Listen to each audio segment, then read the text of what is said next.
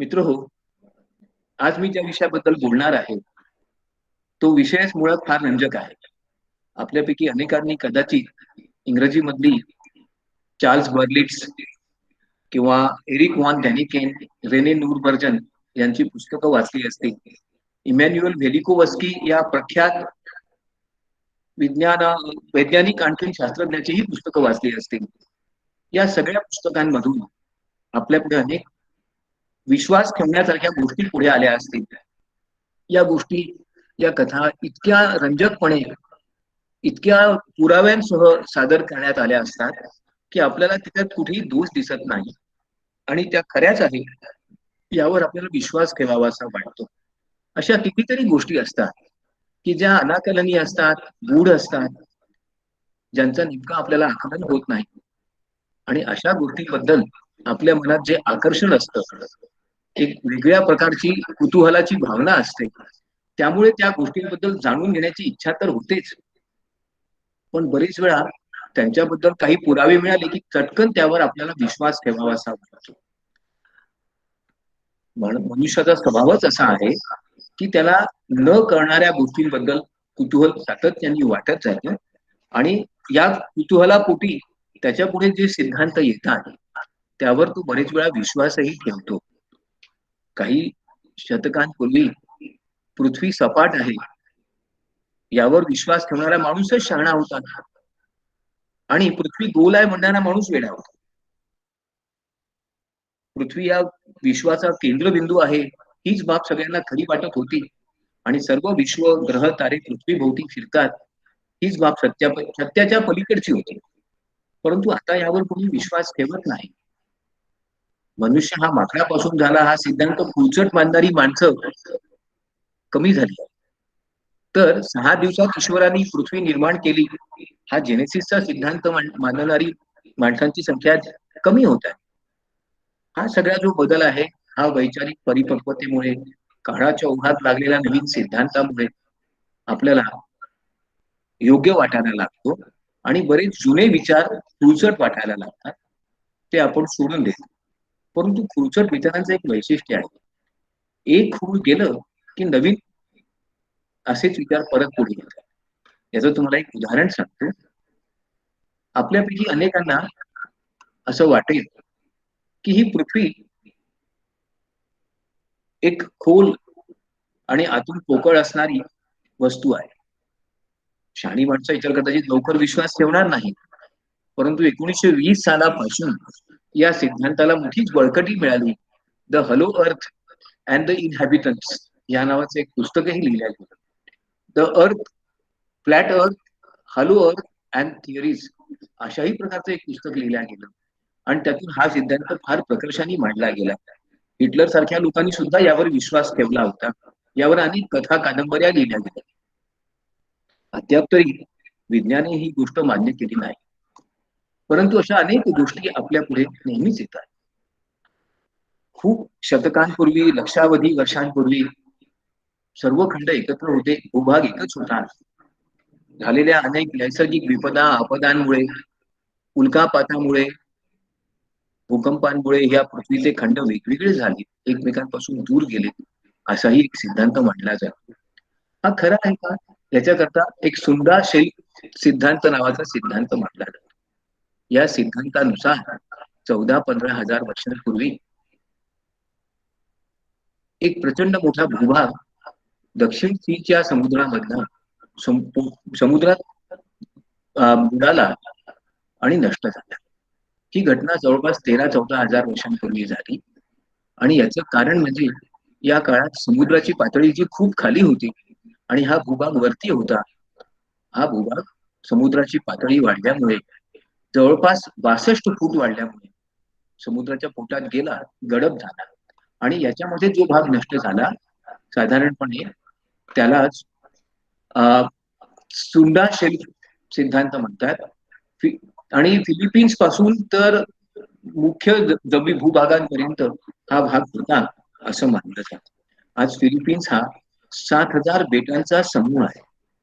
एकेकाळी ही बेटं वेगवेगळी नव्हती तर एकच भूभाग होता असं मानलं जातं.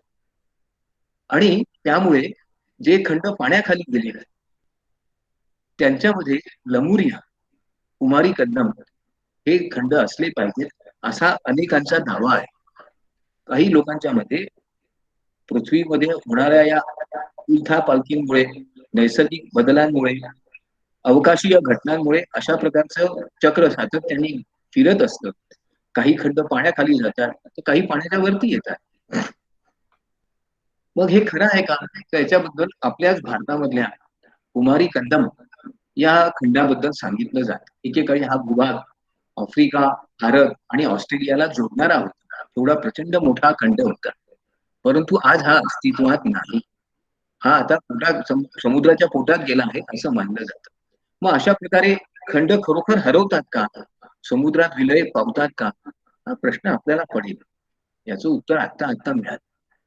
एक खंडच सापडला आणि तो कुठे सापडला? तर न्यूझीलंडच्या खाली. न्यूझीलंड हा एक खूप मोठं बेट आहे. परंतु असं मानलं जातं की न्यूझीलंडच्या खाली पाण्याखाली एक फार मोठा खंड आहे आणि हा खंड 10,000 वर्षांपूर्वी ख्रिस्तपूर्व पाण्याखाली गेला आहे. एकेकाळी हा खंड जमिनीला जोडणारा होता. परंतु ब्रॉन्झ युगामध्ये आलेल्या प्रचंड मोठ्या पुरांमुळे आणि झालेल्या नैसर्गिक विपदांमुळे हा झिलंडिया नावाचा खंड पाण्याखाली गेला. याचा शोध अ, जेम्स हेक्टर या नावाच्या भूगर्भ शास्त्रज्ञांनी लावला. ते स्वतः एक निसर्गशास्त्रज्ञ होते, स्कॉटिश होते आणि त्यांनी जेव्हा या भूभागाचा अभ्यास केला, तेव्हा त्यांच्या असं लक्षात आलं, की न्यूझीलंड हे बेट जे आहे, हे एका मोठ्या नैसर्गिक विपदेतून निर्माण झालं असावं. त्याच्या आसपास जमीन असली पाहिजे आणि मोठी जमीन असली पाहिजे. एखाद्या खंडप्राय भूभाग असला पाहिजे. 1895 मध्ये अशा प्रकारच्या गोष्टी सिद्ध करण्याकरता आवश्यक असणारी साधनं उपलब्ध नव्हती. त्यामुळे जेम्स हेक्टर यांचा हा जो दावा होता, हा फारसा काही लोकांनी मनावर घेतला नाही. परंतु त्याच्यात तथ्य आहे असं मात्र लोकांना वाटत होतं. अर्थात झीलंडियाचा शोध मात्र आत्ता 1970 पासून लागणं सुरू झालं आणि 2017 मध्ये लोकांनी ही बाब मान्य केली, की या खंडाचा 94% भाग पॅसिफिक समुद्रामध्ये बुडालेला आहे आणि हा खंड आहे. हा जवळपास 2 लक्ष स्क्वेअर माइल्स एवढ्या प्रचंड आकाराचा भूभाग आहे आणि याला आता 8वा खंड म्हणून मान्यता द्यायला हरकत नाही. मग अशा प्रकारे अटलांटिस नावाचा खंड पाण्याखाली गेला होता का? याची एवढी चर्चा झालेली आहे आणि एवढ्या प्रकारे वेगवेगळ्या प्रकारचे विचार मांडण्यात आले आहेत, की त्यामुळे गेली जवळपास 150 वर्ष अटलांटिस हा सातत्याने चर्चेचा विषय राहिलेला आहे.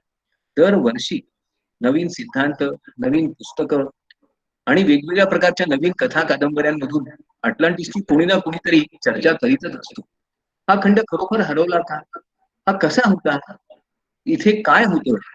आणि या समाजाचं, या खंडाचं वैशिष्ट्य काय होतं? याच्यावर अनेक मासिकांमधून, वेबसाईट्सवरून, पुस्तकांमधून खूप वेगवेगळ्या प्रकारचे विचार मांडले गेले आहेत आणि त्यामुळे अटलांटिसचा शोध घेण्याची इच्छा आणि तयारी अनेक शास्त्रज्ञांनी, भूगर्भ शास्त्रज्ञांनी, निसर्गशास्त्रज्ञांनी सातत्याने दाखवली आहे. पुरातत्व शास्त्रज्ञांना तर हा खंड हा म्हणजे एक सतत चघळण्याचा विषय वाटतो. खरोखर हा खंड कुठे होता? तो म्हणजे एक स्वर्गासारखीच कल्पना होती का? अशी एक कल्पित भूमी होती का ज्याला युटोपिया म्हणतात? याबद्दलही विचार केला जातो. वेगवेगळ्या प्रकारचे गूढ विज्ञानवादी, ज्यांना थिओसॉफिस्ट म्हणतात किंवा अकल्टिस्ट म्हणतात, वेगवेगळ्या प्रकारचे स्वप्नाळू लोक, दूरदृष्टी असणारे लोक, अशा अनेकांना या खंडाबद्दलचं सातत्याने आकर्षण वाटले आहे. परंतु गमतीची गोष्ट अशी आहे की लमुरियाबद्दल किंवा कुमारी कंदम बद्दल ज्या प्रकारच्या दंतकथा आहेत, त्यांना निश्चित आधार असणारं एखादं पुस्तक, एखादा अकाउंट उपलब्ध नाही. परंतु अटलांटिसच्या बाबतीत मात्र लेखी पुरावा उपलब्ध आहे आणि तो कसा आहे? तर प्लेटो नावाच्या एका प्रख्यात ग्रीक तत्वज्ञानी याबद्दल लिखाण केलेलं आहे आणि त्याचं वर्णन केलेलं आहे. प्लेटोच्या पुस्तकामधून प्रथमतःच अटलांटिसचा उल्लेख झाला. अटलांटिसवर चर्चा सुरू झाली आणि अटलांटिस असावा अशा प्रकारची भावना निर्माण झाली. परिणामतः हे कुतूहल गेली 2,000-2,2500 वर्ष आपला पाठलाग करत आहे. याची कल्पना अशी आहे की अटलांटिस नावाचा खंड मुळात समुद्राचा देव पॉसिडॉन याच्या कृपेने निर्माण झाला. पॉसिडॉनने या खंडाची निर्मिती केली आणि या खंडावर राहणाऱ्या लोकांना वेगवेगळ्या प्रकारची सुखसमृद्धी उपलब्ध करून दिली. परंतु पॉसिडॉन हा जो देव आहे ग्रीकांचा, हा विलक्षण लहरी स्वभावाचा आहे, फार लवकर संतापणारा आहे आणि सूडघेऊ वृत्तीचा आहे. त्यामुळे त्या खंडाबद्दल त्याच्या मनात जेव्हा नाराजी निर्माण झाली, तेव्हा त्याला एक दैवी शिक्षा म्हणून त्या खंडावर प्रचंड मोठे भूकंप झाले, पूर आले आणि हा संपूर्ण खंड समुद्रात विलीन झाला. याच्याबद्दलची जी गोष्ट सांगितली जाते ती अशी आहे की पॉसिडॉनची ती पत्नी होती क्लेटिओ, तिला 10 मुलं झाली, 5 जुळे झाले. या 5 जुळ्यांना बक्षीस किंवा भेट म्हणून अटलांटिस नावाचा खंड देण्यात आला. त्यावर त्यांनी राज्य करावं असं ठरलं. आणि हा खंड कुठे होता, तर हर्क्युलसच्या पिलर्सच्या समोर. याच्याबद्दल मी नंतर सांगणारच आहे. आणि त्यामुळे हा एक समृद्ध, विलक्षण, महत्वपूर्ण आणि खूप संपदा असणारा खंड होता असं त्याचं वर्णन करण्यात आलं. परंतु या खंडातले लोक जे होते त्यांनी आपल्या संपदेबरोबर, आपल्या वैभवाबरोबर, आपल्या पराक्रमाबरोबरच हळूहळू त्यांच्यामध्ये एक उन्मत्त वृत्ती आली. समाजाला मान्य असणाऱ्या ईश्वरांनी घालून दिलेल्या सर्व मूल्यांचा त्यांनी अवमान केला आणि त्यामुळे त्यांच्यावर ईश्वरांचा ईश्वर ज्यूस, हे आपल्याकडे ज्याला आपण देवांचा देव इंद्र म्हणूया, त्याची नाराजी झाली, त्याचा कोप झाला. हा खंड कसा होता, तर 3 वर्तुळांमध्ये होता. त्यापैकी एक एक जमिनीचं आणि बाकी 3 ठिकाणी पाणी. आणि अशा प्रकारची एक चक्र असणाऱ्या या खंडामध्ये मोठ्या प्रमाणात पाणी, जमीन असल्यामुळे वनसंपदा होती, डोंगर होते, सर्व प्रकारच्या सुविधा होत्या. प्रत्येक भूभागाला जोडण्याकरता फुलं होते. ईश्वराने त्यावर जणू काही कृपाच केली होती. परंतु झ्यूसचा संताप झाला आणि अटलांटिसवर निसर्गाचा, देवाचा कोप झाला आणि त्याबरोबर अटलांटिस हा हळूहळू पाण्याखाली गेला, अशी एक कथा ग्रीक पुराणामध्ये वगैरे आपल्याला पाहायला मिळते, वाचायला मिळते. आता या कथेप्रमाणेच खरोखर अटलांटिस होता का? आणि या कथेत सांगितल्याप्रमाणे ईश्वराचा कोप येऊन, ज्यूसचा, पॉसिडॉनचा शाप मिळून हा खंड पाण्याखाली गेला का? इथे खरोखरच संपदा, वैभव, समृद्धी होती का? असे अनेक प्रश्न आपल्याला पडतील. परंतु कथा लिहिणाऱ्या, रंजक कथा लिहिणाऱ्या, कल्पित कथा लिहिणाऱ्या लेखकांनी या संपूर्ण दंतकथेचा, या पौराणिक कथेचा एवढा कल्पकतेने वापर केला की त्यामुळे ती सत्यच आहे अशा प्रकारचा एक विश्वास लोकांच्या मनात निर्माण झाला. आणि मग हा अटलांटिस खंड कुठे असेल, त्याचा शोध कसा घेता येईल, याच्याबद्दल वेगवेगळ्या प्रकारचे तज्ञ, वेगवेगळ्या प्रकारचे पुरावे घेऊन, वेगवेगळे सिद्धांत घेऊन जगापुढे येऊ लागले. मग परिणामतः हा खंड अटलांटिक समुद्रात होता का, अंटार्क्टिका पाशी होता का, बोलिव्हिया पाशी होता का, तुर्कस्तानात होता, जर्मनीत होता, माल्टात होता, की कॅरेबियन म्हणवल्या जाणाऱ्या बेटांच्या समूहापाशी होता, अशा अनेक प्रकारचे वेगवेगळे सिद्धांत आणि तर्क दिले जाऊ लागले. काही लोकांना तर तो सापडला सुद्धा, पण ते सिद्ध करू शकले नाही. डॉक्टर पॉल स्लीमन या माणसाने how I found the lost Atlantis, the source of all civilization या नावाचं पुस्तकही लिहून मोकळे केलं. परंतु खरोखरच असा खंड आहे का, याच्यातून खूपच सिद्धांत आहे. आपण जरा त्या सिद्धांतांकडे बघूया. सगळ्यात पहिले तर प्लेटोच्या पुस्तकामधून आपल्याला या खंडाबद्दलची माहिती मिळते. प्लेटोनी क्रिटियस नावाचं एक पुस्तक लिहिलं. आपल्या 2 शिष्यांशी चर्चा करताना संवादांमधून या पुस्तकाची निर्मिती केली आणि त्यात त्यांनी या खंडाबद्दल लिहिलं. त्यात त्यांनी काय सांगितलं की माझे आजोबा म्हणजे प्लेटोचे आजोबा एका इजिप्शियन धर्मगुरूला भेटले, पुजाऱ्याला भेटले 300 वर्ष प्लेटोच्या अगोदर त्या काळात. त्या माणसाने त्यांना 9,000 वर्षांपूर्वी हा खंड पाण्याखाली गेला असं सांगितलं. म्हणजे मुळात प्लेटोनी ही गोष्ट ऐकली नाही, त्याच्या आजोबांनी एका पुजाऱ्याकडून ऐकली आणि त्या पुजाऱ्यांनी 300 वर्षापूर्वी कोणाकडून तरी ऐकलेल्या एका व्यक्तीकडून ऐकलेली आहे. आणि त्यातही त्यानंतर अगोदरच्या 9,000 वर्षांपूर्वीच्या काळाचा उल्लेख केला. म्हणजे खरं पाहिलं असता या सगळ्या सांगी मधून आपल्याला अटलांटिस खंडाचा नेमका अर्थ लागू शकत नाही. परंतु तरी सुद्धा याच्याबद्दल कुतूहल आहेच. 2 पुस्तकांमध्ये टीटीएस आणि टीमीएस मध्ये प्लेटोनी अशा प्रकारच्या खंडाची कल्पना केली आहे. त्यांच्यामध्ये अथेन्सचा एक खासदार सलोन यांनी ही गोष्ट प्रथमतः मांडली आणि ती प्लेटोनी ऐकली.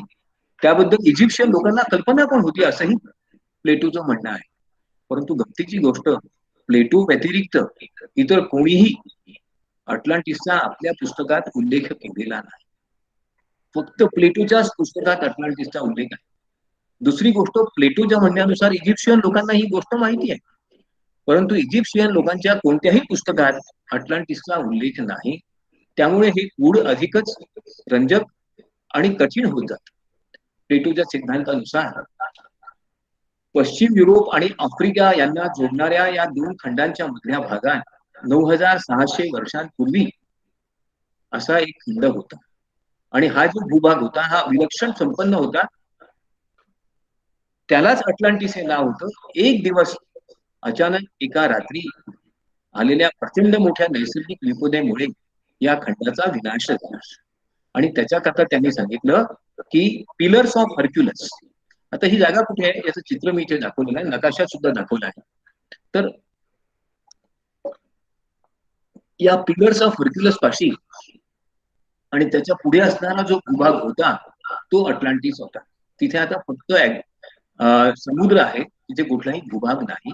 त्यामुळे प्लेटोच्या म्हणण्यानुसार जर अटलांटिस नावाचा खंड असेल तर तो या समुद्राच्या खालीच असायला पाहिजे. प्लेटोनी या संपूर्ण समाजाचं अटलांटिसचं वर्णन एवढं रंजक केलेलं आहे. खरं पाहिलं असता प्लेटोची स्वतःचीच एक कल्पना आहे, तिला युटोपिया म्हणतात. एक कल्पित जग की ज्यामध्ये दुःखच नाही, ज्यामध्ये कोणताही खेद, राग, ईर्षा या मानवीय भावना नाही, सुख, आनंद आणि समृद्धी आहे, परस्परांविषयी विश्वास आहे. आणि अशा प्रकारचे लोक या अटलांटिस शहरात राहत होते असं प्लेटोनी सांगितलं. आणि त्यांनी सांगितलं की जसे जसे हे लोक भ्रष्ट होत गेले, त्यांचं नैतिक अधःपतन झालं, त्यानंतर या अटलांटिसचा विनाश झाला. एक प्रकारे प्लेटोनी कोणत्याही समाजाचा विनाश होण्याकरता नैतिक अधःपतन हे प्रमुख कारण मानलं आणि त्याचं उदाहरण म्हणून अटलांटिसचं त्यांनी उदाहरण दिलेलं आहे. एक प्रकारे लोकांना चांगलं वागावं, आपल्यातला भ्रष्टाचार, कुप्रवृत्ती, नैतिक अधःपतन हे टाळावं याच्याकरता दिलेला दृष्टांत आहे असंही मानलं जातं. परंतु प्लेटोच्या या वर्णनाचा त्यानंतर फारसा कोणी चर्चाही केली नाही. अरिस्टॉटलनी या गोष्टीकडे गंभीरपणे पाहिलं नाही. मग ही चर्चा झाली तरी कुठून सुरू? तर याचं उत्तर आहे 1627 साली एक इंग्लिश तत्वज्ञ आणि विद्वान व्यक्ती फ्रान्सिस बेकन यांना खूपच मान सन्मान होता इंग्लिश समाजामध्ये. त्यांनी एक पुस्तक लिहिलं, द न्यू अटलांटिस. आता हा काळ कोणता होता जरा समजून घ्या. हा काळ होता पुनरुज्जीवनाचा. ज्यावेळेला ग्रीक आणि रोमन संस्कृतीबद्दल शोध सुरू झाला होता, त्यांच्याबद्दल एक विलक्षण अभिमानाची भावना इटाली, फ्रान्स, जर्मन आणि इंग्लंडमध्ये होती. त्या भावनेतून जेव्हा या ग्रीक साहित्याचा परिशीलन केलं गेलं, त्यात अटलांटिसची गोष्ट फ्रान्सिस बेकन यांना फारच प्रभावी वाटली आणि त्यातून हा ग्रंथ लिहिला गेला. त्यांनी या ग्रंथामध्ये अटलांटिसचं जे काही वर्णन केलं, ज्या प्रकारे अटलांटिसच्या एकंदरीत समृद्धतेचं विवेचन केलं आणि सांगण्याचा प्रयत्न केला की असा समाज असू शकतो, त्याला लोकांनी सत्य मानायला सुरुवात केली. एकंदरीत प्लेटोची ही जी गोष्ट आहे आणि आजचा जो अटलांटिस विषयीचा चर्चेचा विषय आहे त्याचा प्रवासच असा आहे की सर्वप्रथम प्लेटोनी एका हरवलेल्या शहराबद्दल त्याच्या आजोबांकडून जे ऐकलं होतं ते लोकांना सांगितलं. 355 ख्रिस्तपूर्व वर्षात प्लेटोनी आपलं एक पुस्तक लिहिलं आणि त्यामध्ये या देशाचा उल्लेख केला. प्लेटोच्या या उल्लेखानंतर कितीतरी वर्ष अटलांटिस बद्दल चर्चा नव्हती, परंतु अचानकच 15व्या शतकानंतर अटलांटिस बद्दल, विशेषतः ग्रीकांच्या प्राचीन वैभवाबद्दल, समृद्धीबद्दल आकर्षण निर्माण झालं. त्यावर पुस्तकं लिहिली जाऊ लागली. प्लेटोचं अटलांटिस खरंच असेल असा लोकांच्या मनात विश्वास निर्माण झाला आणि त्यावर कथा, कादंबऱ्या, चित्रपट निर्माण झाले. वेगवेगळ्या प्रकारे वेगवेगळ्या पद्धतीने शोध घेणं सुरू झालं आणि आज सुद्धा हा शोध सुरू आहे. मग ही अटलांटिसची दंतकथा किती प्रमाणात खरी आहे? काही लोकांच्या म्हणण्याप्रमाणे अटलांटिस नावाचा खंड कधीच नव्हता. वैज्ञानिक दृष्ट्या हे कधीही सिद्ध करता येणार नाही. तर काही लोकांना मात्र याचा पूर्ण विश्वास आहे की अटलांटिस होताच आणि तो अटलांटिक समुद्रात होता किंवा एशियाटिक समुद्रात होता. त्याचे अनेकांनी नकाशे देखील तयार करण्याचा प्रयत्न केला आणि सिद्ध करण्याचा प्रयत्न केला. याबद्दलचा एक महत्वाचा दृष्टिकोन जो आहे तो 1850 नंतर पुढे आला. तो जरा समजून घ्या. 1850च्या दरम्यान इंग्लिश समाजामध्ये आणि अमेरिकन समाजामध्ये अध्यात्म, गूढवाद, इहवाद यांच्याबद्दल मोठी चर्चा सुरू झाली. थिओसॉफी आणि अकल्ट, अध्यात्म आणि गूढशास्त्र, गूढविद्याशास्त्र याबद्दलचं आकर्षण या समाजात मोठ्या प्रमाणात निर्माण झालं. याचं कारण इजिप्तमधले पिरॅमिड्स आणि त्यांच्या अद्भुत शक्ती याबद्दलचं लिखाण आणि वाचन, त्यासोबतच जुनं बायबल, ओल्ड टेस्टामेंट किंवा इतर अशाच प्रकारची ग्रंथ याबद्दल असणारं आकर्षण, यामुळे अशा प्रकारच्या गूढ विद्यांना मोठंच उत्तेजन मिळालं. बायबलमध्ये गुप्त संदेश आहे, बायबलमध्ये जगाची उकल करणाऱ्या अनेक गोष्टी आहेत आणि बायबलसारखे असे अनेक प्राचीन ग्रंथ आहेत असा विश्वास या लोकांच्या मनात होता. त्यांना अटलांटिस सारखा सिद्धांत महत्वाचा वाटला, यात आश्चर्यच नाही.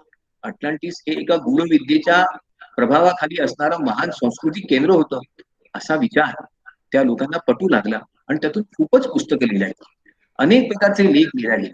आणि गंमत म्हणजे हा खंड केव्हा होता, तर जवळपास 90 लाख ते 1 कोट वर्षांपूर्वी.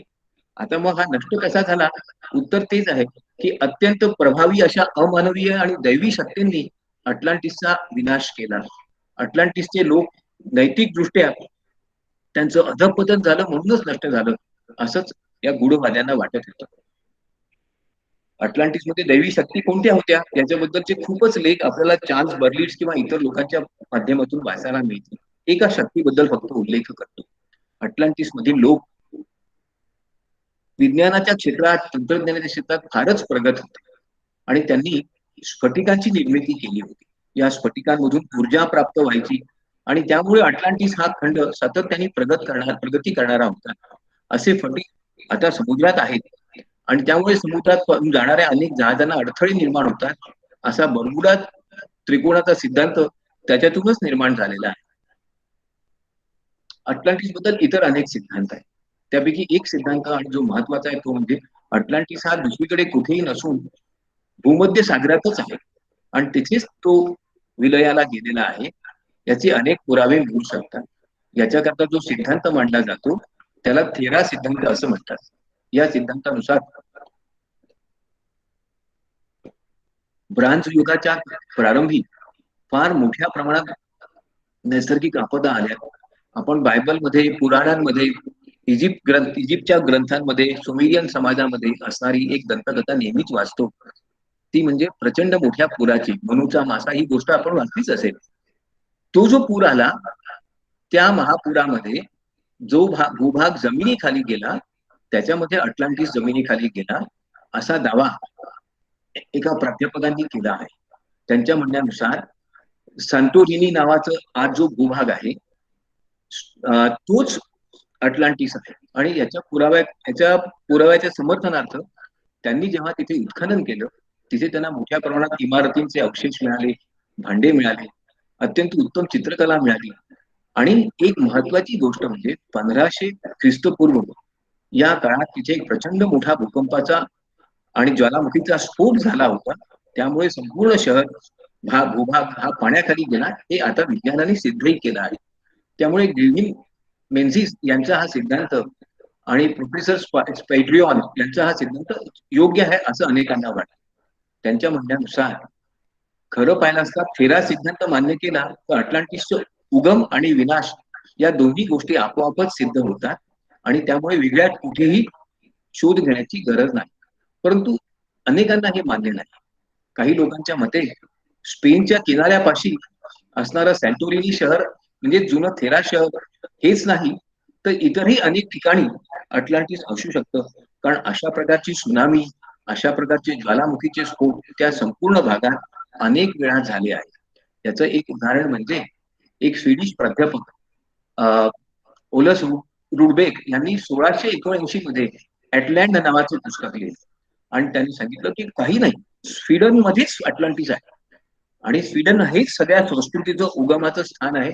जगातल्या सगळ्या भाषा स्वीडिश भाषेतूनच निर्माण झाल्या आहेत आणि त्यामुळे अटलांटिस ही स्वीडनमध्येच आहे. अर्थात स्वीडनच्या बाहेर या सिद्धांताला कोणी फारसं काही महत्व दिलं नाही. परंतु त्यानंतर आणखीन एक सिद्धांत पुढे आला. त्यांच्या म्हणण्यानुसार आज ज्याला आपण काळा समुद्र म्हणतो, हा समुद्र 6000 वर्षांपूर्वी नव्हता. तर तिथे भूभाग होता आणि तो भूभाग म्हणजेच अटलांटिस. कशावरून? तर एक उदाहरण त्याचे दिलं जातं की 5600 ख्रिस्तपूर्व तिथे एक मोठा नैसर्गिक विपदा कदाचित उल्कापातामुळे आलेली आहे आणि त्या उल्कापातामुळे त्या भूभागातलं दूर असणारं समुद्राचं पाणी अचानक पुढे आलं आणि जिथे आज काळा समुद्र आहे तिथे असणारा भूभाग त्या पाण्याच्या प्रचंड आघातामुळे समुद्राखाली गेला. जर आपण काळ्या समुद्रामध्ये उत्खनन केलं तर आपल्याला अटलांटिसचा शोध लागू शकेल. लोकांना हेही पटलं आणि त्यामुळे लोकांनी सांगितलं की काही नाही, अटलांटिस हा खरं पाहिलं तर अमेरिकेतच आहे आणि तो नॅन मोडल नावाच्या एका ठिकाणी आहे. त्याचाही एका माणसाने नकाशा तयार केला. हेच नाही तर त्यांनी नॅन मोडल या भागामध्ये असणाऱ्या जुन्या प्राचीन अवशेषांचा अभ्यास केला, त्याचे फोटोग्राफ काढले, त्याच्या आधारावर तिथल्या भागाचा नकाशा तयार केला आणि सांगण्याचा प्रयत्न केला की हे सर्व पुरावे जे वर्णन प्लेटोनी अटलांटिसचं केलं आहे त्याच्याशी जुळणारे आहे आणि त्यामुळे हाच अटलांटिस आहे. आता काळ्या समुद्रात अटलांटिस आहे, भूमध्य सागरात अटलांटिस आहे, स्पेन पाशी आहे, नॅन मॉडल मध्ये आहे. एवढं सगळं झालं तरी संशोधन चालूच राहिलं आणि त्याच्यामुळे आणखीन एक नवीन शोध लोकांनी घेण्याचा प्रयत्न केला. जेम्स रोम या बार्ड कॉलेजच्या एका प्राध्यापकाने सांगितलं अटलांटिस हा तर बर्मुडा ट्रँगल पाशी आणि बिमिनी पाशी आहे. बिमिनी नावाचा अमेरिकेतला एक भाग आहे तिथे आहे आणि तोच खरा अटलांटिस असला पाहिजे कारण तिथे अनेक पुरावे मिळतात. ही सर्व चर्चा जेव्हा चालू होती तोपर्यंत लोकांना माया माया संस्कृतीचा आणि ऍस्टेक संस्कृतीचा परिचय झाला नाही. 1910-20च्या दरम्यान आणि थोडं अगोदर सुद्धा माया आणि ऍस्टेक संस्कृतीमधल्या अनेक अवशेषांचा शोध लागू लागला. तिथल्या प्रचंड आकाराच्या इमारती, पिरामिड सारखी दिसणारी मंदिरं, मोठे मोठे राजप्रसाद आणि अवशेष यांच्यामुळे तिथे असणाऱ्या एका विशाल प्रगत संस्कृतीचा परिचय पाश्चिमात्य जगाला पहिल्यांदा झाला. मग ही ऍस्टेक संस्कृती आणि अटलांटिस यांच्यामध्ये संबंध असावा आहेच आणि त्यामुळे अटलांटिस दुसरीकडे कुठे नसून ऍस्टेक पाशीच कुठेतरी असलं पाहिजे अशा प्रकारचा शोध सुरू झाला. काही मयन लोकांच्या पुस्तकांचा जेव्हा अनुवाद झाला तेव्हा त्या प्रकारचा पुरावाही पुढे आला असं मानलं जाऊ लागलं आणि मग अँडीज पर्वतामध्ये अटलांटिस नावाचा खंड किंवा प्रदेश किंवा भूभाग होता असा विचार फार प्रकर्षाने मांडला जाऊ लागला. जे.एम. ॲलन या नावाच्या लेखकाने अशा प्रकारची 2 पुस्तकं लिहिली, अटलांटिस द अँडीज सोल्युशन किंवा Atlantis lost kingdom of Andes आणि त्यात त्यांनी खूपच पुरावे दिले आणि त्यांनी सांगितलं आता बस आता तरी शोध बंद करा. अर्थात संशोधकांचं पूर्ण समाधान झालंच नव्हतं. भूगर्भशास्त्रज्ञ, पुरातत्व शास्त्रज्ञ यांचा अटलांटिसचा शोध घेण्याचा मागोवा घेण्याचा हा पाठलाग चालूच राहिला आणि त्यामुळे मार्क हनबर्ग या नावाच्या एका भूगर्भशास्त्रज्ञांनी जेव्हा समुद्राचा आणि त्यातल्या पातळीचा अभ्यास केला तेव्हा तो म्हणाला काही नाही, अटलांटिस हे मोरोक्को पाशीच आहे. मोरोक्को पाशी समुद्राची पातळी अचानक वाढली, तिथला काही भूभाग जमिनीखाली गेला आणि तो भूभाग युरोपाला जोडणारा होता आणि म्हणून अटलांटिस तिथे आहे. आफ्रिकेत अटलांटिस आहे असाही एक सिद्धांत मांडला. एक नवीन जागा उपग्रहाच्या माध्यमातून जेव्हा फोटोग्राफी सुरू झाली त्यावेळेला सापडली. त्या जागेचं नाव आहे आय ऑफ आफ्रिका. मॉरिटॉन या नावाच्या शहरापाशी देशापाशी ही जागा सापडली. प्लेटोनी ज्या प्रकारचं पाणी आणि जमिनीचं वर्णन केलं होतं अटलांटिस मधल्या त्याच्याशी या जागेचं साम्य इतकं विलक्षण आहे की त्यामुळे हीच जागा म्हणजेच अटलांटिस, आय ऑफ आफ्रिका म्हणजेच अटलांटिस असं मानलं जाऊ लागलं. आणि त्याच्याकरता एका जर्मन फोटोग्राफरने खूप वेगवेगळ्या प्रकारचे पुरावे देखील देण्याचा प्रयत्न केला. आता पृथ्वीवर अटलांटिस असायला पाहिजे, तो कुठल्या तरी समुद्रात गडप झाला आहे इथपर्यंत तरी बरं आहे ना. तसं नाही. काही लोकांना तर अटलांटिसचा शोध मंगळावरच लागला. हे हरवलेलं शहर पृथ्वीवरचं नव्हतंच म्हणे.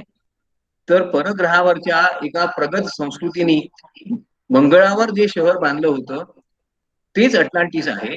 आणि त्यामुळे पृथ्वीवर अटलांटिसचा शोध घेण्यात काही हशील नाही, अशाही प्रकारचा वाद सुरू झाला. त्यातच काही आणखी नवीन विद्वान पुढले. त्यांनी सांगितलं की अटलांटिस हे शहर नाही, मंगळवारच्या लोकांनी बांधलं पण पृथ्वीवर. आणि त्याकरता हे परग्रहावर जे प्रगत जीव पृथ्वीवर आले होते त्यांनी केवळ अटलांटिसचीच निर्मिती केली नाही, अनेक पिरॅमिडची, अनेक वेगवेगळ्या प्रकारच्या मंदिरांची रचना दक्षिण अमेरिकेत केलेली आहे. आणि खरं पाहिलं असता बर्मुडा ट्रँगलच्या पाशी असणारा जो काही गूढ भूभाग आहे तो या परग्रहावरच्या जीवांचा पुरावाच आहे. बर्मुडा ट्रँगल आणि अटलांटिस मधला संबंध त्याच्यातून सिद्ध होतो असंही म्हणलं जाऊ नये. मग या बर्मुडा सिद्धांतात काय अर्थ आहे? तर 1970 साली काही विद्वानांनी असं सांगितलं की बर्मुडा त्रिकोणामध्ये जहाजं एका प्रचंड गुरुत्वाकर्षणाच्या शक्तीमुळे ओढली जातात, विमानं ओढली जातात आणि ती समुद्रात बुडतात. याचं कारण तिथे ते स्फटिक आहे की जे अटलांटिस मध्ये होते. त्यांची शक्ती अपूर्व आहे आणि त्यामुळे ते अशा प्रकारच्या विविध वस्तूंना आपल्याकडे ओढून घेतात आणि नष्ट करतात. विमिनीच्या किनाऱ्यावर कुठेतरी हे आहे. अटलांटिसचा ही सगळी चर्चा सुरू व्हायला एक मनुष्य कारणीभूत ठरला. त्याचं नाव होतं इग्नेशियस डॉनले. इग्नेशियस डॉनले हे अमेरिकेतले एक सिनेटर खासदार होते. आणि ते अमेरिकेच्या वैभवाबद्दल, अमेरिकेच्या श्रेष्ठत्वाबद्दल फार अभिमान बाळगणारे गृहस्थ होते. त्यांच्या मते अमेरिका हा अटलांटिसच्या लोकांचा वारसा आहे. आज जी समृद्ध अमेरिका आपल्याला दिसते ती म्हणजे दुसरी काही नसून अटलांटिसचीच प्रतिकृती आहे. आणि अटलांटिस मधूनच सर्व संस्कृतींचा, सर्व भाषांचा विकास झाला. त्याला त्यांनी एक सिद्धांत म्हणून मांडलं, डिफ्युनिझम. आणि खरं सांगायचं म्हणजे हा त्या काळातल्या अमेरिकन लोकांना एवढा आवडला, एवढा पसंत पडला. अमेरिकेचं वैभव, प्राचीनत्व, श्रेष्ठत्व सिद्ध करणारा असल्यामुळे त्याच्याबद्दल लोकांनी मोठं स्वागतच केलं. आणि 1882 मध्ये डॉनले यांनी एक पुस्तकच लिहून टाकलं, अटलांटिस द अँटेडिल्युव्हियन वर्ल्ड. पूर्वी कधीतरी समुद्रात बुडालेली एक महान संस्कृती अटलांटिस नावाची होती. ती युरोप, आफ्रिका, अमेरिका यांना जोडणारी होती. आणि गंमत म्हणजे ग्रीक, हिंदू, स्कॅन्डिनेव्हियन सर्व दंतकथा याच संस्कृतीशी जोडलेल्या आहेत. आणि ती महान संस्कृतीचा वारसा म्हणजे आज अमेरिका. आता डॉनले यांचा हा सिद्धांत किती खरा किती खोटा कोणाला माहित. काही लोक असे असतात की ज्यांना भविष्यकाळ वाचता येतो, त्यांच्यापाशी अपूर्व अशा शक्ती असतात ज्यामुळे त्यांना भविष्यात होणाऱ्या घटनांचं पूर्वीच आकलन होतं. त्यांना साधारणपणे क्लिअर वॉयंट असं म्हणतात. याच्यापैकी एक व्यक्ती म्हणजे फार प्रसिद्ध असणाऱ्या भविष्यवेत्ता मादाम ब्लावाटस्की. त्यांनी 1888 साली एक पुस्तक लिहिलं आणि द सिक्रेट डॉक्टरीन या पुस्तकात अटलांटिसचं विवरण केलं. तर मादाम ब्लावाटस्कीनी जे काही भविष्य केले होते त्यातली अनेक खरी ठरली. त्यामुळे त्यांचं हेही भाकीत खरं असावं असं लोकांना वाटू लागलं. त्यांच्यानंतर अवघ्या 30-40 वर्षांनी एका माणसाने त्याच्या स्वप्नामध्ये अटलांटिस खंड त्याला पाहायला मिळाला असा दावा केला. तो म्हणाला, मी जेव्हा जेव्हा ध्यान करतो आणि आत्मिक शक्ती माझी चेतावतो त्या वेळेला मला अटलांटिसचा परिचय होतो. आणि अटलांटिस आहे तो या अटलांटिक सागरापासून तर अमेरिकेपर्यंत पसरला होता असं त्यांनी सांगण्याचा प्रयत्न केला. हा व्यक्ती इतका प्रसिद्ध होता, इतका प्रसिद्ध भविष्यवेत्ता होता, त्याची अनेक भाकितं खरी ठरली होती की त्यामुळे लोकांनी चटकन त्याच्यावर विश्वास ठेवला. त्याचं नाव होतं एगर केसी. एगर केसीनी अटलांटिस बद्दल अनेक भाकितं, अनेक प्रकारच्या भविष्य कहाण्या केल्या आणि त्या लोकांना फार पसंत पडल्या. त्यांनी सांगितलं 1969 साली हा अटलांटिस खंड पुन्हा वापस येईल. इजिप्तचं गेलेलं वैभव असेल, युगातन संस्कृतीचं गेलेलं वैभव असेल, ग्रीकांचं गेलेलं वैभव असेल, हे सर्व या अटलांटिस मध्येच आहे. आणि अटलांटिस पासूनच या सर्व संस्कृतींचा विकास झाला होता. मी स्वतः अटलांटिस मध्ये जाऊन आलो आहे असाही त्यांनी दावा केला.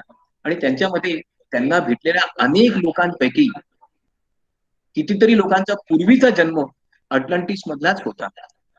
एगर केसिंगच्या या भाकितांमुळे लोक चकितच झाले नाही, तर लोक 1969 सालाची वाट सुद्धा पाहू लागले. आणि खरोखर 1969 साली मात्र असं कुठलाही खंड समुद्रातून अचानक वरती आलं नाही. एगर केसींनी सांगितलं की माझ्या आत्मिक आणि मानसिक शक्तींमुळे मी अटलांटिस पाहू शकतो. तो पुन्हा येणार आहे, जग बदलून टाकणार आहे. अटलांटिस आणि लेमुरिया हे दोन्ही खंड खरोखर होते आणि त्यांचं पुनरुत्थान झाल्यानंतर मानवी संस्कृतीचा परत सुवर्णकाळ सुरू होईल. कोणत्याही चांगल्या भविष्याबद्दल माणसाचा विश्वास असतोच. त्यामुळे एगर केसीच्या या भाकितांवरही लोकांनी विश्वास ठेवला. काही लोकांना मात्र एगर केसीचे हे भाकीत पटलं नाही.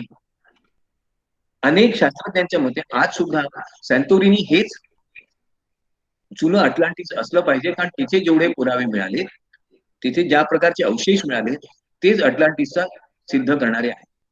आणखीन एक सिद्धांत मांडला जातो की एक मिनोयन नावाची संस्कृती होती. ही फार प्रगत होती. ग्रीकांची फार प्रगत संस्कृती होती. या संस्कृतीने मोठे पराक्रम केले होते, अनेक देश जिंकून घेतले होते. या भागात राहणारे लोक संपन्न, पराक्रमी आणि वैभवशाली होते. परंतु 1500 ख्रिस्तपूर्व ते 2000 ख्रिस्तपूर्व या काळात येथे वारंवार मोठे भूकंप झाले, ज्वालामुखीचा स्फोट झाला आणि हा संपूर्ण प्रदेश समुद्राखाली गेला. त्या भागात जेव्हा जेव्हा संशोधन करण्यात आलं, त्यावेळेला सोन्याचे दागिने सापडले, वेगवेगळ्या प्रकारच्या वस्तू सापडल्या, भांडी सापडली. त्यामुळे हा भागच अटलांटिस असला पाहिजे असा दावा लोकांना खरं वाटायला लागला. एजियन समुद्रापाशी, ज्याला जुन्या काळात थेरा म्हणत होते, तोच अटलांटिस आहे यावर विश्वास ठेवायला जागा आहे असं आजही मानलं जातं. एक पुरातत्व शास्त्रज्ञ आहेत केन फेडर नावाचे. त्यांनी एन्सायक्लोपीडिया ऑफ डुबियस आर्किओलॉजी या नावाचे खूपच टीका करणारं, वैज्ञानिक दृष्ट्या विश्लेषण करणारं पुस्तक लिहिलं. आणि त्यात त्यांनी प्लेटोच्या या सिद्धांताची पूर्ण चिरफाडच केली आहे. त्यांच्या मते अटलांटिस नावाचा कोणताही खंड नव्हता. एखादं छोटंसं बेट असेल, ते समृद्ध असेल आणि प्लेटोने जसं वर्णन केलं कदाचित तशी समृद्धी तेथे असेल. परंतु अटलांटिस हा एक महान खंड होता, प्रचंड प्रगत संस्कृती होती, ही गोष्ट मात्र काही खरी नाही. कल्पनेमध्ये मात्र आजही अटलांटिस आहे. अनेकांनी अटलांटिस बद्दल वेगवेगळ्या कल्पना मांडल्या, वेगवेगळे सिद्धांत मांडले. त्यामुळे मूळ अटलांटिस बद्दल खरंच काय असेल याच्याबद्दल खूपच वेगवेगळ्या प्रकारचे संदेह व्यक्त केले जाऊ लागले. परिणामतः एका पुरातत्व शास्त्रज्ञाने सांगितलं की आपण अटलांटिस बद्दल एवढे परस्पर विरोधी दावे केले आहेत की अटलांटिस हाच सीझर किंवा क्लिओपात्रा सुद्धा आहे. म्हणजे एकाच वेळेला तो पुरुषही आहे आणि स्त्री सुद्धा आहे. इतकं परस्पर विरोधी विधान दुसऱ्या कोणत्याही गोष्टीबद्दल जगात कोणीही केलं नाही. आणि त्यामुळे अटलांटिस बद्दल लिखाण करताना लोकांनी विवेक बाळगावा असा एक सल्ला सुद्धा त्यांनी दिला. सगळ्यात महत्वाचा जर लिखाण कोणाचं झालं असेल की ज्यामुळे जगभर खळबळ झाली, ती मात्र चार्ल्स बर्लिट यांच्यामुळे झाली. चार्ल्स बर्लिट हे न्यूयॉर्क शहरात जन्माला आले होते. त्यांच्या आजोबांच्या बरोबर ते राहत होते. त्यांच्या घरी जे नोकर होते ते वेगवेगळ्या देशातून आलेले होते. त्यामुळे त्यांना वेगवेगळ्या नोकरांशी वेगवेगळ्या भाषेत बोलायची संधी मिळायची. शिवाय त्यांचे आजोबा त्यांच्याशी रशियन भाषेत बोलायचे, वडील जर्मन भाषेत, तर आजी स्पॅनिश भाषेत बोलायचे. त्यामुळे अवघ्या 12 वर्षापर्यंत बर्लिट्झ यांना अनेक भाषा यायला लागल्या. ते एक प्रकारे भाषा प्रभूत झाले. त्याचा त्यांना नंतर खूपच फायदा झाला. बर्लिट्झ नंतर सैन्यात गेले. काही वर्ष सैन्यात नोकरी केल्यानंतर जेव्हा ते वापस आले, त्यावेळेला त्यांनी पुरातत्व शास्त्र हा आपल्या आवडीचा विषय केला आणि अटलांटिस बद्दल संशोधनाला सुरुवात केली. 1969 साली बर्लिट्झ यांनी द मिस्ट्री ऑफ अटलांटिस या नावाचं पहिलं पुस्तक लिहिलं आणि सांगितलं की हा 8वा खंड. बर्लिट्झ यांना खात्री होती, त्यांना वेगवेगळ्या पुराव्याच्या माध्यमातून खात्री होती की अटलांटिस नावाचा खंड आहेच, होता आणि तो सापडू शकतो. त्यांच्या या पुस्तकामुळे मोठीच खळबळ निर्माण झाली. आपल्या या पुस्तकात त्यांनी शेकडो नकाशे, फोटोग्राफ्स, चित्र आणि वेगवेगळ्या ठिकाणची विविध प्रकारची रंजक माहिती दिली. त्यामुळे त्यांचं एकंदरीतच लिखाण पटण्यासारखं होतं. त्याचा मराठीत या पुस्तकाचा अनुवाद सुद्धा झालेला आहे. 1974 साली त्यांनी आणखीन एक उत्तम पुस्तक लिहिलं, द बर्मुडा ट्रायंगल. त्यामुळे तर आणखीनच कळबळ झाली. वर्लीज विलक्षण चर्चेत आले. त्यांचे विधान, त्यांचे विचार खरे आहेत असं मानणारा एक मोठा वर्ग तयार झाला आणि एक बर्लिट्स कल्ट, बर्लिट्स यांच्या विचारांचा अनुयायांचा एक मोठा वर्ग पुढे आला. एक प्राचीन संस्कृती होती, ती विलक्षण प्रभावी होती, प्रगत होती. आणि आजच आपण प्रगत झालो असं नाही. आपल्यासारखं किंवा आपल्यापेक्षा वेगळं आणि प्रगत तंत्रज्ञान या संस्कृतीपाशी होतं. ही बाब पटण्यासारखी वाटत होती, खरी वाटत होती. अनेकांचा पुराण कथांवर विश्वास असतो. पुराणातल्या, प्राचीन ग्रंथातल्या गोष्टी खऱ्या होत्या असं मानणारा वर्ग मोठाच असतो. आणि त्यामुळे बर्लिट्स यांचे सर्व विचार लोकांना मोहविणारेच होते. त्यातच बर्लिट्स यांनी आणखीन एक पुस्तक लिहिलं, द लॉस्ट कॉन्टिनेंट रिव्हील्ड. हरवलेल्या खंडाचा शोध लागला, अटलांटिस. आणि त्यांनी खूपच पुरावे दिले. 14व्या-15व्या शतकातल्या काळातल्या नकाशांपासून तर 2000 वर्षांपूर्वीचे दगडावर काढलेले नकाशे, काही लिप्या, काही इतर अवशेष, या सर्वांमुळे बर्लिट्स यांचे विधान पटण्यासारखे आहे. आतापर्यंतच्या पुरातत्व शास्त्रज्ञांनी, इतिहास तज्ञांनी जाणून बुजून हे लपवण्याचा प्रयत्न केला. हाच विचार पुढे आला, प्रभावीपणे मान्य होऊ लागला. सर्वसामान्य माणसाला त्याला गुणाबद्दल आकर्षण आहे, परंतु पुरातत्व शास्त्राचं वैज्ञानिक ज्ञान नाही, त्याला तर हे विचार पटणारेच होते. त्यातच बर्लिट्स यांनी वेगवेगळ्या खंडांचा प्रवास केला आणि त्यांनी एक गोष्ट सिद्ध करण्याचा प्रयत्न केला की मेक्सिको, इजिप्त, कंबोडिया या सर्व ठिकाणी असणारे पिरॅमिड्स एकाच पद्धतीचे आहेत. म्हणजे ते एकाच संस्कृतीने बांधले आहेत आणि ते 20,000 वर्षांपूर्वी वगैरे असावेत आणि ते अटलांटिसचे वारसाच असले पाहिजे. लोकांना या सगळ्या गोष्टी आकर्षक वाटत होत्या. बर्लिट्स यांचं सगळं लिखाण चुकीचं आहे, अर्धवट पुराव्यांवर आधारित आहे, लोकांचा भ्रम करणार आहे, असं विधान वैज्ञानिकांनी केल्यावर लोक वैज्ञानिकांनाच हसू लागले. प्लेटोनी काय सांगितलं होतं, त्याची कल्पना काय होती, त्यांनी ज्या ग्रीक ग्रंथांचा अभ्यास कधी काळी केला असेल, त्याच्यावरून त्यांनी जे अटलांटिस मांडलं होतं ते अगदी वेगळं होतं. त्यात पिरॅमिड सारखी शिल्प होती, मोठ्या इमारती होत्या, उत्तम राजप्रसाद होते, खूप मोठ्या प्रमाणात सोनं नाणं, समृद्धी होती, शेती होती, कालवे होते आणि हे सर्व असणारा भूभाग ग्रीस पासून जवळ होता. मग याचा शोध वेगवेगळ्या प्रकारे झाल्यावर काही शहरं सापडली सुद्धा. द न्यूयॉर्क टाइम्स मध्ये एका अशाच हरवलेल्या शहराची बातमी आली. खूप पुरावे देण्यात आले. लोकांनी तात्काळ हेच ते अटलांटिस असं म्हणायला सुरुवात केली. एवढंच काय, तर 11 डिसेंबर 2015 साली पाण्याखाली एक शहर सापडलं आणि नेमकं हे ग्रीस पासून जवळ सापडलं. द एन्शंट वर्ल्ड या नावाच्या मासिकाने त्याच्याबद्दलची सगळीच माहिती वेगवेगळ्या प्रकारे प्रकाशित केली. परिणामतः पुन्हा एकदा अटलांटिस होतच, आपण विनाकारणच त्याच्या शोध घेणाऱ्या लोकांवर संशय दाखवला, अशी भावना लोकांमध्ये निर्माण झाली.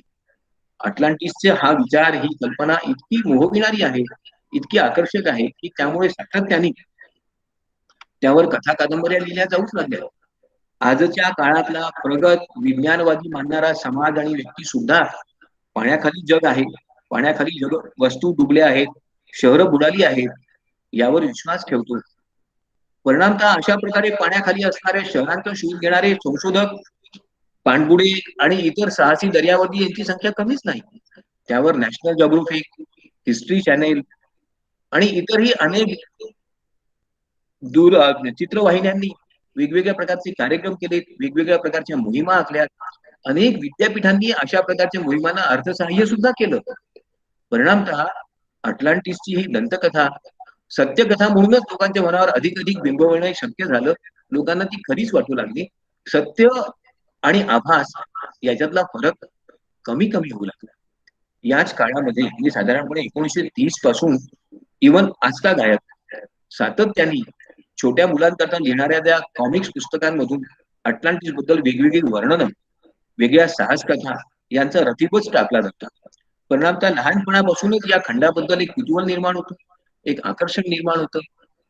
हा खंड आहे, हा विश्वास अप्रत्यक्षरित्या जोपासला जातो. मासिकांमधून बरेच वेळा पानपूरक म्हणून अशा प्रकारचे लेख लिहिले जातात. कधी कधी ते एवढे रंजक आणि एवढे एवढे विश्वासार्ह असतात की त्यामुळे अटलांटिसवर संशय घेणारा व्यक्तीच चुकीचा आहे असं हिरिरीने प्रतिवाद करणारे लोक आपल्याला अनेक मिळतील. पृथ्वीवर मानव पहिल्यांदाच आलेला नाही. अंतरिक्षातून यान आले होते, परग्रहावरचे जीव आले होते, हे सिद्धांत आणि याच्या समर्थनार्थ दिले जाणारे पुरावे वाचून बरेच वेळा आपल्याला हेच सर्व खरं आहे असं वाटायला लागतं. मग अर्थात या भावनेचा कल्पक आणि व्यापारी उपयोग चित्रपट निर्मात्यांनी करून घ्यायला नको का? अनेक चित्रपट अटलांटिसवर निघाले. ते खूप चालले सुद्धा. अंडर सी किंगडम या नावाचा चित्रपट 1928 साली निघाला. हा मुका चित्रपट खूपच चालला. परंतु त्यानंतर journey to the centre of earth, Atlantis the lost continent, warlords of Atlantis, islands of mutations, cocoon ह्याचा पहिला आणि दुसरा भाग, अटलांटिस द लॉस्ट एम्पायर आणि आता आता आलेला 10,000 BC, हे सर्व चित्रपट अटलांटिसवरच आहे. याच्यापैकी ककून या चित्रपटाबद्दल तुम्हाला सांगितलं पाहिजे. ककून या चित्रपटात काही ज्येष्ठ नागरिक एका बेटावर फिरायला म्हणून जातात. तिथे एका तलावामध्ये ते पोहतात. अचानक त्या तलावाचा एक प्रवाह आत कुठेतरी खोल समुद्राकडे जाणारा असतो. त्यातून ते पुढे निघून जातात. आणि जेव्हा ते वापस येतात तेव्हा त्यांच्या अंगात अपूर्व शक्ती आलेली असते. त्यांचे रोग निघून गेलेले असतात आणि त्यांच्यामध्ये पुन्हा चैतन्य आलं असतं. हा चमत्कार कसा घडला याचा जेव्हा ते शोध घेतात तेव्हा त्यांच्या लक्षात येतं, आपण चुकून नकळत अटलांटिस नावाच्या एका हरवलेल्या संस्कृतीपाशी जाऊन पोहोचलो होतो. खरं आहे का? असू शकेल मग. परंतु अशा प्रकारच्या अनेक रंजक चित्रपटांची रिलचेल झालेली आहे.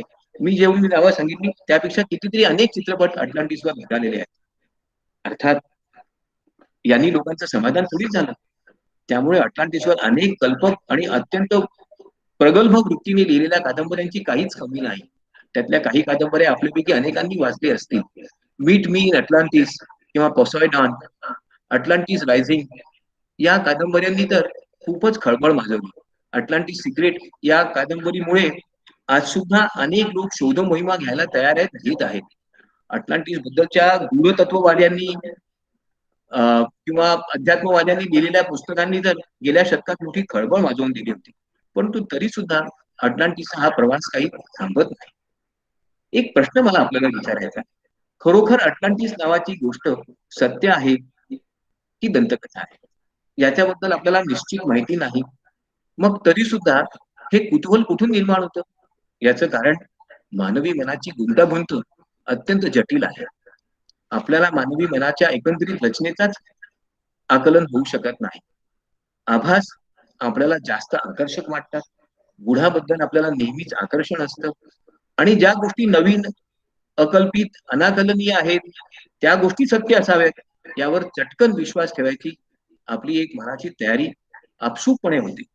इथे जाऊ नको, हे करू नको असं म्हटल्यावर कुतूहलापोटी आपण त्या गोष्टी करतो. तसंच या गोष्टी खोट्या आहे सांगितलं की त्यावर विश्वास ठेवण्याची प्रवृत्ती अधिक प्रकर्षाने वाढायला लागते. सत्यापासून फार जवळ असणाऱ्या परंतु आभासी असणाऱ्या या अटलांटिस नावाच्या खंडाबद्दलचं आकर्षण त्यामुळे सतत वाढत आहे. आणि विज्ञान कितीही पुढे गेलं, तर्कशास्त्र, विवेकवाद कितीही पुढे गेला, तरी हे आकर्षण कमी होईल असं वाटत नाही. यावर विश्वास ठेवावा याच्याकरता आपली मानसिकता, वेगवेगळ्या प्रकारचे लेखक, वर्तमानपत्र, प्रसार माध्यम, चित्रपट निर्माते कळत नकळत करत असतात. एखादा चित्रपट आपण जेव्हा पाहतो त्यातल्या सर्वच गोष्टी आपण विसरून जात नाही. त्यातल्या काही गोष्टी आपल्या सुप्त मनावर कधीतरी प्रभाव करतात आणि बरेच वेळा त्या गोष्टी खऱ्या आहेत असा आपला विश्वास निर्माण व्हायला लागतो. कारण त्याची मांडणी, सादरीकरण तितकंच प्रभावी असतं. मग अशा प्रकारच्या आज ज्यांना आपण दंतकथा म्हणतो, ज्यांचा आपण शोध घ्यायला पाहिजे, अशा गोष्टी भारतात नाहीत का? भारतातल्या पुरातत्ववाद्यांना, शास्त्रज्ञांना अशा गोष्टींचं आकर्षण नाही का? अशा प्रकारच्या संशोधन मोहिमा आपल्या देशात राबविल्या गेल्या नाहीत का? हाही प्रश्न महत्वाचा आहे.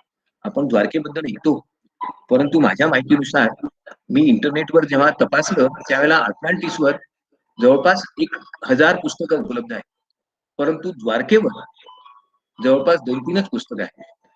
जितक्या मोहिमा अटलांटिसच्या शोधाकरता वेगवेगळ्या विद्यापीठांनी, वेगवेगळ्या संस्थांनी, श्रीमंत व्यक्तींनी आणि कधी-कधी शासनाने सुद्धा त्या देशांमध्ये राबविल्या, तशी एकही अधिकृत मोहीम द्वारकेबद्दल एवढ्या हिरिरीने आपण अजूनही राबवलेली नाही. द्वारकाच काय, कुंपुहार असेल आणि इतर कितीतरी शहरं आहेत, कितीतरी नगरं आहेत, कितीतरी बंदरं आहेत, की जी भारतामध्ये समुद्राच्या पोटाखाली गेली, परंतु त्यांचा आपण शोध घेतलेला नाही. आपल्यामध्ये असणाऱ्या संशोधन वृत्तीच्या अभावामुळे कदाचित असं होत असावं. आपल्या इतिहासाबद्दल, आपल्या प्राचीन वैभवाबद्दल आपल्या मनात तसं आकर्षण नसल्यामुळे तसं होत असावं. किंबहुना गेलेल्या गोष्टी पुराणातल्या आहेत, पुराणातली वांगी पुराणातच शोभतात, अशा प्रकारचा उदासीन दृष्टिकोनही याला कारणीभूत असू शकेल. पण मित्रहो, खरं सांगू का, समृद्धीचं, चैतन्याचं, आनंदाचं हे अटलांटिस आपल्या प्रत्येकाच्या मनात आहे. जोपर्यंत आपण चांगला विचार करतो, तोपर्यंत हे अटलांटिस आपल्याला नेहमीच प्रसन्न करणार असतं. परंतु वाईट विचारांच्या आणि दुष्ट प्रवृत्तींच्या प्रभावामुळे मग आपल्या मनाच्या एका खोल काळ्या समुद्रात हे सुष्ट विचारांचं अटलांटिस बुडून जातं. त्याला पुन्हा एकदा वरती येऊ द्या, एकमेकांबद्दल आदर आणि परस्परांबद्दल विश्वास निर्माण होऊ द्या. जग चांगलं आहे, चांगलं करता येईल या विचारावर विश्वास ठेवा. आजचं हे जग सुद्धा आपल्याला अटलांटिस करता येईल. धन्यवाद.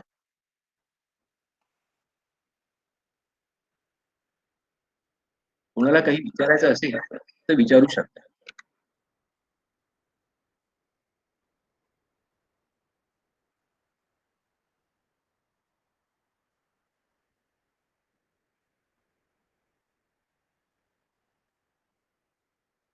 कोणाला काही विचारायचं असेल तर विचारू शकता, अन्यथा थांबतो.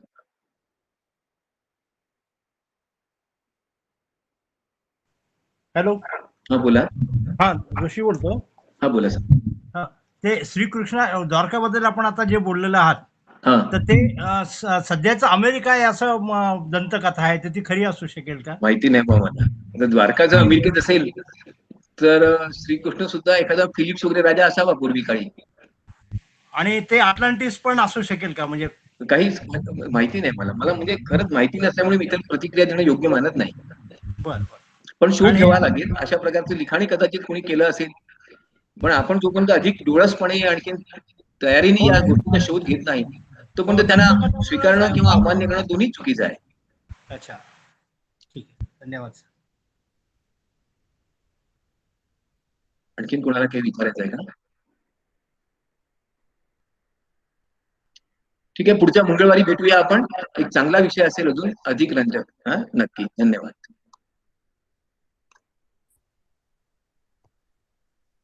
Thank you sir. Thank you. Thank you sir.